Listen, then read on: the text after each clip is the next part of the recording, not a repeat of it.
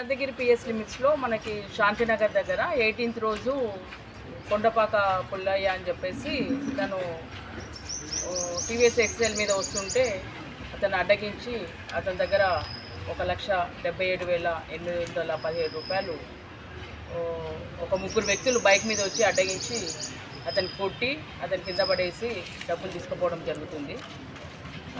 అతను యాక్చువల్గా రైతు మన గోండ్రియాల గ్రామస్తుడు. అతను వడ్లు అమ్ముకొని ఒక 100 బస్తాలు అమ్ముకున్న డబ్బులు నెలకొండపల్లి నుంచి టీవీఎస్ ఎక్స్ఎల్ మీద తీసుకొని వస్తున్న క్రమంలో ఈ అఫెన్స్ అనేది జరిగింది. అయితే ఈ అఫెన్స్ మీద మనము ఇమీడియట్గా కంప్లైంట్ చేయగానే మన ఎస్ఐ అండ్ టీమ్ నా పర్యవేక్షణలో ఇమీడియట్గా మనకి సీసీ కెమెరాలు ఎక్కడెక్కడ ఉన్నాయి కంప్లైంట్తో విచారించి ఆ సీసీ కెమెరాలో ఆయన వచ్చిన రూట్లో మనం ప్రతి కెమెరా వెరిఫై చేస్తే మనకు కెమెరాలో ఈ ముగ్గురు వ్యక్తులు ఎవరనేది మనకు ఐడెంటిఫై అయినరు. దాన్ని బేస్ చేసుకొని మనము ఇమీడియట్గా దాని ఎక్కడెక్కడ ఈ ఛాన్సెస్ ఉంటాయి ఆ కెమెరాస్ అన్ని చెక్ చేసుకుంటే మనకి జగ్గైపేట వెళ్ళిన రూట్ మనకి ఐడెంటిఫై అయింది. దాన్ని బేస్ చేసుకొని జగ్గైపేటలో మనం వెరిఫై చేసినాం, బట్ దొరకలేదు. మనం కొన్ని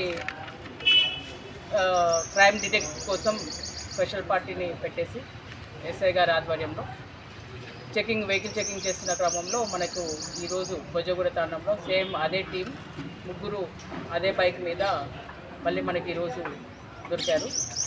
ఆ బొజ్జగూడ తాండం దగ్గర వాళ్ళని విచారించినప్పుడు వాళ్ళు చేసిన ఆఫెన్స్ని వాళ్ళ దగ్గర నుంచి వాళ్ళ బైక్ని తర్వాత 1,70,000 మనము రికవరీ చేసినాం. ఒక 7,000 మైనస్తోన వాళ్ళు ఖర్చులు పెట్టుకున్నారు మిగతాది. తర్వాత వాళ్ళ దగ్గర నుంచి బైకు, 2 సెల్ ఫోన్లు, 1,70,000 రూపాయలు మనము నగదు రికవరీ చేయడం జరిగింది.